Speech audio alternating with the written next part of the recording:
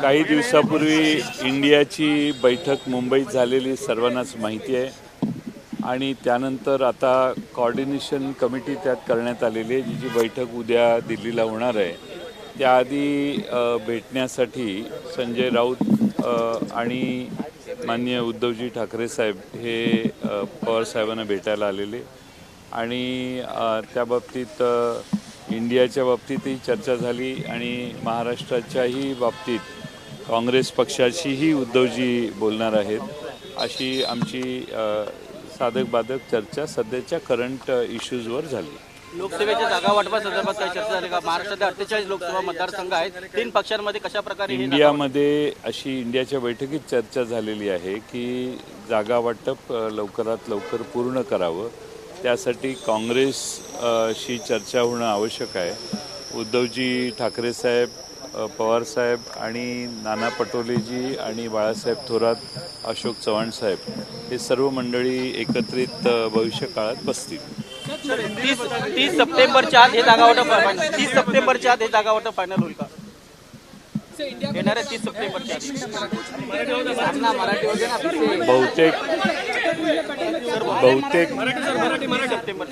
जागा वाटप 30 सप्टेंबरच्या आत होईल की नाही मला आज सांगता येणार नाही, पण बैठक तरी त्या बाबतीतली लवकर होईल. समन्वय समितीची बैठक होते सर, समन्वय दिल्लीमध्ये बैठक आहे समन्वय समिती, त्यामध्ये हा मुद्दा येईल का? म्हणजे जागा वाटप नाही येणार. जागा वाटपाचा विचार आणि चर्चा ही इंडियाच्या मुंबईतल्या बैठकीतच झालेली होती. त्याप्रमाणे असं अपेक्षित आहे की या महिन्यात जागा वाटप लोकसभेच्या संदर्भातलं महाराष्ट्रापुरतं महाराष्ट्रात आणि प्रत्येक राज्याने आपापल्या राज्यात करावं, सर्व घटक पक्षांनी. आणि त्यामुळं हा प्रश्न महाराष्ट्रापुरता महाराष्ट्रात इंडियामध्ये येण्याची ज्यांची इच्छा आहे त्या सर्वांना बरोबर घेऊन लवकर चर्चा होईल अशी मला खात्री आहे. विद्यमान खासदार जे सध्या तिन्ही पक्ष पहले हिंदी करते मराठी मराठी बात. महाराष्ट्रातले सर विद्यमान खासदार जे तिन्ही पक्षांचे त्या जागा कायम ठेवून पुढची बोलणी होतील का? विद्यमान खासदार नाही, असं आहे की साधा प्रश्न आहे की ज्यांचे जे खासदार आहेत ते सोडून मागच्या वेळी जे उरलेले 25 ठिकाणी भारतीय जनता पक्षाचे उमेदवार किंवा इंडियाचे उमेदवार निवडून आलेले आहेत. शिवसेना नावाने ज्या ठिकाणी निवडणूक जिंकण्यात आलेली आहे, काँग्रेस नावाने ज्या ठिकाणी निवडणूक जिंकण्यात आली आणि राष्ट्रवादी, त्या व्यतिरिक्त उरलेल्या जागांचं वाटप देखील चांगल्या पद्धतीनं होईल. मला वाटतं की महाविकास आघाडीची भविष्य काळामध्ये महाराष्ट्रापुरती वज्रमूठची सभा देखील लवकरच होणार आहे.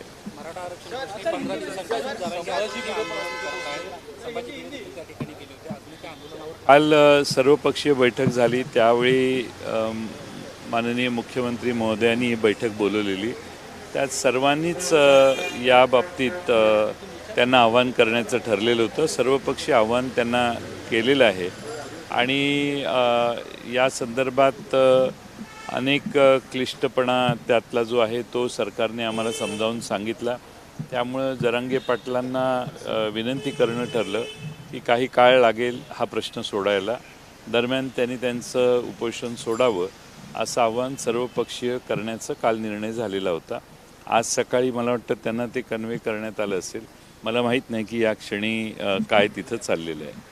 सर, संभाजी भिडे पण आज तिथे पोहोचले आणि त्यांनी सांगितलं की शेवटपर्यंत आम्ही मराठा समाजाच्या मागे राहणार आणि देवेंद्र फडणवीसांबद्दल चुकीचा जो समज आहे तो पसरवण्याचा प्रयत्न केला जातो. ते कार्यशील उपमुख्यमंत्री आहेत, त्यांनी स्तुती पण केली मुख्यमंत्र्यांची. याकडे काय सर? त्याला जोडून आहे सर, संभाजी भिडे यांचं येणं हा राजकारणाचा भाग आहे का? करो शुरू करो. कुछ लोग कुछ चीज़ें एंटरटेनमेंट के लिए छोड़नी चाहिए. संभाजी भिडेंच्यावर मी भरपूर बोललेलो आहे. संभाजी भिडेंनी अलीकडे केलेली विधानं महात्मा गांधींच्या जन्मापासून सगळी जी आहेत ती अत्यंत आक्षेपार्ह आहेत आणि ज्या ठिकाणी सगळ्या मीडियाचं लक्ष केंद्रित असतं त्या ठिकाणी जाऊन बसून त्यांनी काही भूमिका मांडली तर मला अपेक्षा आहे की देवेंद्र फडणवीसांच्या वतीनं ते तिथे गेलेले नसतील आणि जर देवेंद्र फडणवीसांनी त्यांना तिथे पाठवलं असेल तर मग यापूर्वीचं सगळे त्यांची जी विधानं आहेत त्याची सगळं बॅगेज देवेंद्र फडणवीसांच्या वाटेला जाईल. त्यामुळं अपेक्षा आहे की ते स्वतःच गेलेले आहेत. देवेंद्र फडणवीस याच्यावर स्पष्टीकरण योग्य ते देतील अशी मला अपेक्षा आहे. ओबीसी समाजाने पण आज साखळी उपोषणाला सुरुवात केली आहे. साखळी आंदोलन ठिकठिकाणी खाजगी कर्मचारी काम करू शकतात सांगलीत असं काय अजित पवार असं म्हणाले की शासकीय कर्मचाऱ्यांवर प्रचंड प्रमाणामध्ये सध्या पगारावर खर्च करावा लागतो. त्या पगारामध्ये एका वेळी 3 खाजगी संस्थेचे कर्मचारी त्या ठिकाणी काम करू शकतात आणि यावरून एक प्रचंड वादंग पाहायला मिळतोय, नाराजी पाहायला मिळते. असं आहे की सरकारच मग आपण कॉन्ट्रॅक्टवर देऊया म्हणजे आज जेवढा पगारावर खर्च होतो त्याच्या 1/3 पैशात आपल्याला आपला खर्च वाचवता येईल. सरकारी कर्मचाऱ्यांना सगळ्यांना घरी घालू आणि कॉन्ट्रॅक्टवर सरकार चालवायला देऊ म्हणजे उरलेली सगळी रक्कम आपल्याला विकासावर खर्च करता येईल. शेवटी आज राज्यातले सरकारी कर्मचारी हे महाराष्ट्र सरकार कोणाचंही असो जबाबदारीनं काम करत आहेत आणि ते जबाबदारीनं जर काम करत असतील तर मला वाटतं की कॉन्ट्रॅक्टवर माणसं नेमण्याच्या बाबतीत अशी एक्सटर्नल जी कामं टेम्पररी आहेत ती कॉन्ट्रॅक्टवर करायला कोणाचीच तक्रार नाही. पण परमनंट बेसिसवर जी कामं आहेत जी विश्वासानं करावी लागतात, जी कॉन्ट्रॅक्टवर माणसं नेमल्यावर बेभरोशाची होऊ शकतात किंवा ज्यावर विश्वास ठेवणं अवघड असतं अशी कामं कॉन्ट्रॅक्टवर होऊ शकत नाहीत आणि त्यामुळं कॉन्ट्रॅक्टवर माणसं नेमण्याच्या मर्यादा आहेत आणि सरकारच्या वतीनं सरकारच्याकडून जे काम अधिकृतपणानं अंतिम आदेश जारी करेपर्यंत जातं ते सगळं सरकारच्या विश्वासू कर्मचाऱ्यांनीच केलं पाहिजे आणि महाराष्ट्रातले सरकारी कर्मचारी हे अत्यंत जबाबदारीनं काम करतात, विश्वासानं काम करतात. जगण्यासाठी आवश्यक असणारा पगार जो आहे तो देत असताना सरकारने देखील त्याबद्दल नानू करू नये आणि त्या बाबतीत सरकारी कर्मचाऱ्यांना दुःख होईल असं कोणतंही पाऊल सरकारने करू नये. त्यामुळं या महाराष्ट्राच्या सरकारी कर्मचाऱ्यांच्या बाबतीत कॉन्ट्रॅक्टवर माणसं नेमण्याचं धोरण हे निषेधार्ह आहे. कॉन्ट्रॅक्टवर माणसं नेमायची असतील तर ती मर्यादित आणि तात्पुरत्या कामासाठी नेमायला हरकत नाहीत. आपला अनुभव असा आहे महाराष्ट्रात की ज्यांना कॉन्ट्रॅक्टवर नेमलं जातं तेच पुन्हा संघटना करतात आणि आम्हाला सरकारी नोकऱ्या द्या म्हणून आग्रह करतात आणि सरकार शेवटी कुणाचे असो दबावाला बळी पडतं आणि त्यांना सरकारी सेवेत घ्यायची पाळी नामुष्की अनेक वेळा येण्याचा प्रसंग येतो. नाही तर मग ते मोर्चे काढतात, इथं आझाद मैदानावर ते गर्दी करतात आणि त्यामुळं मी राज्याचे अर्थमंत्री म्हणून अजितदादांनाही विनंती करेन की कॉन्ट्रॅक्टवर कर्मचारी नेमण्याचं धोरण हे योग्य नाही किंवा त्यांना प्रोत्साहन देणं योग्य नाही. फार तर जी काही तात्पुरती कामं असतील, वर्षभरासाठी असतील, 2 वर्षासाठी असतील असे किंवा काही प्रोजेक्ट्स असतील त्या बाबतीत असा विचार करायला आमचीही काही हरकत नाही.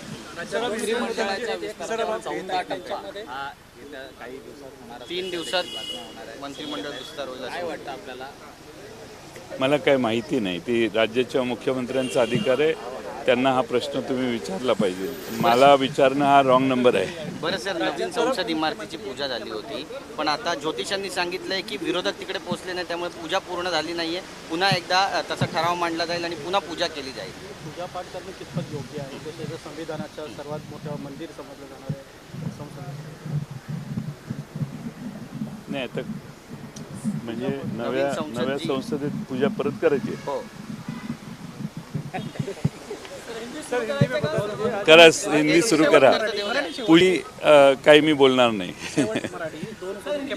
मुख्यमंत्री आहेत राज्यामध्ये ज्या पद्धतीनं समन्वय पद्धतीची एक चर्चा प्रचंड पाहायला मिळते. कशात? 2 मुख्यमंत्र्यांमध्ये समन्वय नसल्याची चर्चा प्रचंड आहे. काल उपमुख्यमंत्र्यांना ऊर्जा खात्याच्या बैठकी घेतल्या, मागे देखील अशाच बैठकी घेतल्या, त्यावरून नाराज देखील पाहायला मिळाली. म्हणजे आजकाल दादा फडणवीसांच्या खात्याच्या बैठकी घेऊ लागले. एक मी राज्याचा अर्थमंत्री जवळपास 9-10 वर्ष होतो. राज्याच्या अर्थमंत्र्याला कुठल्याही डिपार्टमेंटच्या अधिकाऱ्यांना बोलवून मिटिंग घेण्याचा अधिकार यासाठी आहे कारण शेवटी त्या खात्यात जो पैसा खर्च होतो तो पैसा योग्य खर्च होतोय का, त्यांना दिलेल्या बजेटचा त्यांच्याकडून योग्य विनियोग होतोय का, हे बघण्यासाठी आढावा घेणं, त्यांच्या समस्या समजावून सांगणं किंवा अर्थमंत्र्याकडे जर कोणी आलं तर त्या कामाला गती देण्याचा प्रयत्न करणं हा राज्याच्या अर्थमंत्र्यांचा अधिकार आहे. तो जर मुख्यमंत्री आणि दुसऱ्या मुख्यमंत्र्यांना आवडत नसला तरी राज्याच्या वित्तमंत्र्यांचा तो अधिकार आहे. ते वित्तमंत्री आणि बहुतेक नियोजन मंत्री पण आहेत. त्यामुळं अशा त्यांनी घेतलेल्या बैठकाला आक्षेप घेण्याचं कोणतं कारण नाही. आवडो अगर न आवडो दुसऱ्या पक्षातल्या त्यांच्या मित्र पक्षांना, पण after all he is a finance minister and planning minister. त्यांचा तो अधिकार आहे. आता सहन करावंच लागेल. आमदार अपात्रतेचा मुद्दा आहे. 24 आमदारांना नाही आमदारांचा मुद्दा आहे. इधर पालन समितीकडून पत्रव्यवहार झालेले आहेत आणि 24 आमदार जे आहेत ते कानात उजव्या कानात बसलेले असल्यामुळे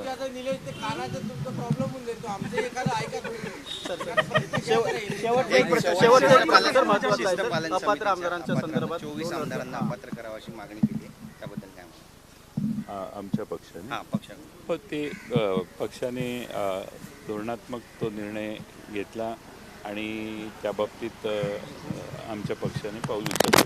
2 अर्ज गेलेले आहेत. 2 अर्ज गेले.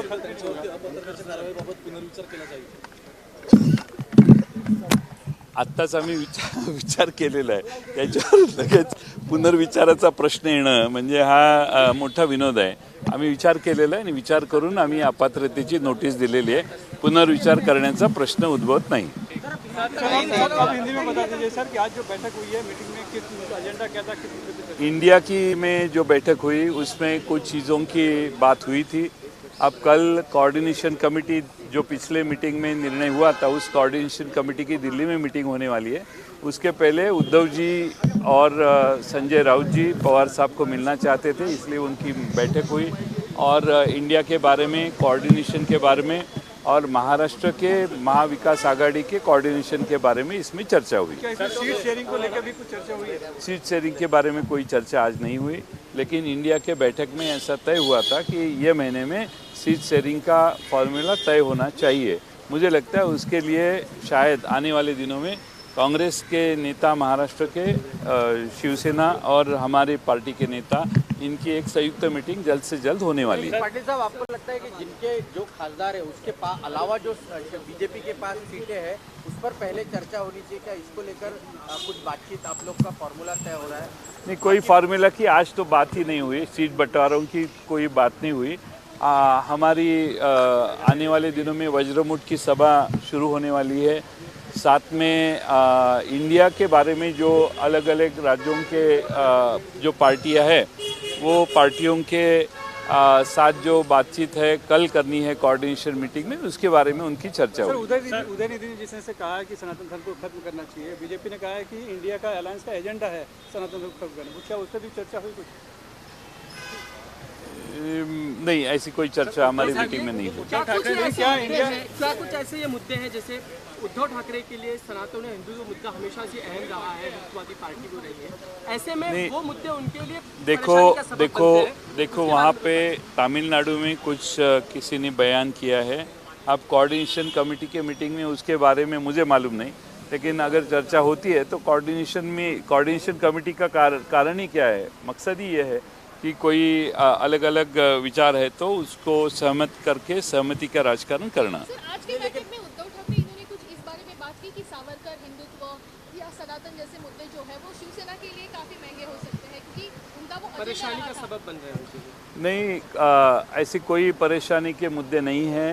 मुझे विश्वास है, यकीन है कि इंडिया के कोऑर्डिनेशन मीटिंग में ये सारे मुद्दों का हल वो निकाल पाएंगे, लेकिन हमारे आज के बैठक में इसी की कोई भी जिक्र नहीं हुई. सर, मुझे मराठी में जिक्र किया कि जो बची हुई लोकसभा की सीटें 48 में से जो उसमें हाँ, से पहले उस पर चर्चा यानी सवाल ये था, मुझे पूछा गया था से करने वाले तो कम से कम जो जिस महाराष्ट्र में जो शिवसेना, कांग्रेस और राष्ट्रवादी कांग्रेस के जो सीटें हैं उनको छोड़ के उनके अलावा जो सीटें भाजपा के चुन के आए हैं उनका बंटवारा भी हो सकता है इजीली। ऐसी कोई दिक्कत नहीं आएगी, ये मेरा कहने का मकसद था। हमारी चर्चा बहुत अच्छी होने वाली है। अभी आज तो सीट के बंटवारों के बारे में चर्चा नहीं हुई, सिर्फ स्टेट के कोऑर्डिनेशन के बारे में उद्धव जी ठाकरे साहब ने उनके 3 नाम, हमारे 3 नाम और कांग्रेस से वो 3 नाम लेने वाले हैं और एक कोऑर्डिनेशन कमेटी की मीटिंग जल्द से जल्द होगी महाराष्ट्र के लिए। सर कल की बैठक के लिए थे, इंडिया अलायंस की समन्वय समिति की बैठक की चर्चा थी। एनसीपी और शिवसेना, उद्धव ठाकरे आए, कांग्रेस जो महत्वपूर्ण घटक है इस महाविकास आघाड़ी का, उसके नेता नहीं आए। नहीं, क्योंकि एनसीपी और कांग्रेस की आज चर्चा ही नहीं हुई। वो तो कल मीटिंग होने वाली है और इसके लिए पिछले मीटिंग में शिवसेना और महाराष्ट्र होस्ट पार्टी थी, तो पिछले मीटिंग में जो तय हुआ और कल कोऑर्डिनेशन मीटिंग में क्या बात करनी है, यानी कौन से मुद्दे के ऊपर कोऑर्डिनेशन कमेटी के मीटिंग के पहले और बाद में बात करनी है, उसके बारे में चर्चा होगी। एजेंडा कहीं है कि एनसीपी और शिवसेना, उद्धव ठाकरे का एजेंडा अलग है, कांग्रेस का अलग है, कहीं इस तरह का मनमुटाव तो नहीं है? नहीं, कोई चिंता नहीं है उसमें, किसी का कार्यक्रम अलग नहीं है। पूरे देश में जो सवाल लोगों के सामने हैं, महंगाई है, बेरोजगारी है, अलग अलग किस्म के जो सवाल है, उसके ऊपर मुझे लगता है कि इंडिया का एक मत है और कोई उसमें दिक्कत आने की आवश्यकता नहीं है। सर एक आखिरी सवाल, फिर आप लोगों ने डिस्क्वालिफिकेशन नोटिस 41 विधायकों के खिलाफ, क्या कुछ आप लोगों की उसमें प्रेयर है? हमने नोटिस दी है अभी और सोच समझ के दी है और देखते हैं अभी आगे क्या होता है। ये माना जाए कि अजित पवार जी के साथ 41 विधायक है, ऐसा उसका अर्थ निकल सकता है? हाँ, जो हमारे पास नहीं आए हैं उनके पास गए, वो उसका अर्थ हो सकता है। हमने इतने दिनों में उनको मौका दिया था और अभी मौका देने के बाद हमने जो भी निर्णय किया है वो पहले से ही किया है और हमने उनको नोटिस देने का निर्णय पहले किया है। सर शिवसेना के एमएलएस की डिस्क्वालिफिकेशन हियरिंग होने जा रही है, जल्दी फैसला आएगा ऐसा उम्मीद है आपकी? आना तो चाहिए लेकिन आता नहीं है। उम्मीद तो सबकी है, लेकिन अब 1 साल के बाद भी अगर डिस्क्वालिफिकेशन के बारे में कुछ नहीं होता है तो लोगों का भी विश्वास नहीं रहता कि ये क्या हो रहा है। बिल्कुल, यही आपके बारे में भी हो सकता है क्योंकि आपने जिस तरीके से विधान परिषद के विधायक उनके खिलाफ आपने याचिका दाखिल की है, लगता है परिषद के सभापति हो या अध्यक्ष हो यहाँ पे विधानसभा के, जल्दी फैसला लेंगे या फिर तारीख पे तारीख और डिले करने का उनका प्लान है? हम अपेक्षा करते हैं कि जल्द से जल्द वो निर्णय करेगा। सर एक इम्पोर्टेंट सवाल है। तनाव का वातावरण है सर, जो माहौल वहाँ पे बना हुआ है, कई जगह मौत हुई है, क्या कुछ लग रहा है सरकार हैंडल नहीं कर पा रही है? ये बहुत गंभीर विषय है और मुझे लगता है कि सोशल मीडिया पे किसी के बयानबाजी के बाद में इतने बड़े तादाद में अगर हल्ला होता है तो इंटेलिजेंस क्या करती है? इंटेलिजेंस डिपार्टमेंट जो होम डिपार्टमेंट का अंदरूनी हिस्सा है, उनको समझना चाहिए था कि इतने लोग इकट्ठा होकर अगर अटैक करते हैं तो पुलिस क्या कर रही है? पुलिस देखने का काम कर रही है कि लोगों की सुरक्षा के बारे में उनको कुछ ये है, जागृति है। मुझे लगता है कि ये बहुत गंभीर ये है और जैसे जैसे इलेक्शन का माहौल नज़दीक आएगा मुझे लगता है कि ऐसी चीज़ें होंगी। सोशल मीडिया का दुरुपयोग भी हो सकता है और आपके मोबाइल से गया हुआ मैसेज मैं भी आपके नंबर से किसी को भेज सकता हूँ। इतनी टेक्नोलॉजी आगे बढ़ गई है, तो इसीलिए लोग अगर उसका कंफर्मेशन नहीं करके अगर अंतिम यानी एक्सट्रीम स्टेज पे जाते हैं तो ये बहुत गंभीर मामला है और ऐसी चीज़ें होने लगी तो लॉ एंड ऑर्डर की सुरक्षितता, लोगों की सुरक्षितता के ऊपर बड़ा सवाल महाराष्ट्र में उठेगा। सर, उद्धव ठाकरे ने जलगांव की सभा में एक बहुत बड़ा बयान दिया था जिसमें उन्होंने कहा था कि जिस तरह से गोधरा कांड हुआ उसी तरह से एक तरह से उसको मिलता जुलता राम मंदिर के उद्घाटन के समय भी ऐसी परिस्थिति बन सकती है और बीजेपी लगातार इस पर हमलावर है देश भर में। आपकी क्या प्रतिक्रिया? मुझे लगता है कि पश्चिम बंगाल की जो सांसद है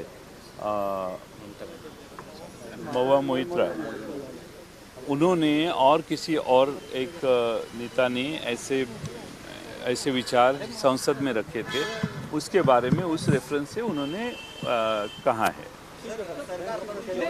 पाटिल साहब, सवाल ये है, क्या आप अपने विधायकों की एक संख्या बता सकते हैं जो आपके साथ इस वक्त, चाहे परिषद के विधानसभा? हमारी संख्या जो है वो हमने जिनको नोटिस दिए हैं वो छोड़ के बाकी सब लोग हमारे संपर्क में हैं। विधान परिषद और विधानसभा 24 आमदारों को खुल के संख्या नहीं बताने का कारण ये है कि सारे लोग हमसे प्राइवेट में बात करते हैं, हमें फ़ोन करते हैं, हमें आके मिलते हैं और ये हमारे को विश्वास जताने की कोशिश करते हैं कि हम वो पवार साहब के साथ रहना चाहते हैं। तो इसीलिए मैं उनके ऊपर अन्याय करना ठीक नहीं। इसलिए आप जो हमेशा कहते हैं कि कहीं भी पार्टी में फूट नहीं है, ये उसका कारण है कि लोग आपसे बात करें, इसलिए आप बार बार कहते हैं कि पार्टी फूटी नहीं है, कहीं भी डिफरेंस नहीं, फैक्शंस नहीं है। इसके बारे में इलेक्शन कमीशन के पास हमने हमारा कहना दिया है। अब मीडिया के माध्यम में मुझे इसके ऊपर कुछ कहना नहीं है। इलेक्शन कमीशन इसके ऊपर जब गौर करेगी तब हमारे जो सारे मुद्दे हैं हम उनके सामने रखेंगे। पाटील साहेब तुम्ही सांगितलं की 41 जणांना नोटीस पाठवल्या आहेत. मुळात नोटीस जी आहे ती 24 जणांना पाठवल्या मराठी हिंदी काय झालं? हां, आता बोला. सॉरी.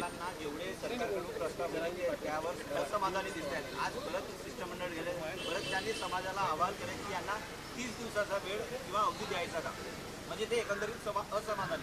मला असं वाटतं की समाधान आज कारण कालच्या बैठकीमध्ये त्यांच्या समाधानाच्यासाठी त्यांचं समाधान करण्यासाठी पुढं पावलं टाकण्यासाठी काही कालावधी लागेल, त्यामुळे आज त्यांनी उपोषण सोडावं अशी आमच्या सगळ्यांच्या वतीनं विनंती आहे आणि मला अपेक्षा आहे की ते आमच्या सगळ्यांची विनंती मान्य करतील. एबीपी माझा, उघडा डोळे बघा नीट.